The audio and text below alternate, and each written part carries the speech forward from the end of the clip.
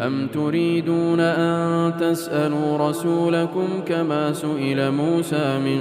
قبل ومن يتبدل الكفر بالإيمان فقد ضل سواء السبيل ود كثير من أهل الكتاب لو يردونكم من بعد إيمانكم كفارا حسدا من عند أنفسهم من بعد ما تبين لهم الحق فاعفوا واصفحوا حتى يأتي الله بأمره إن الله على كل شيء قدير وأقيموا الصلاة وآتوا الزكاة وما تقدموا لأنفسكم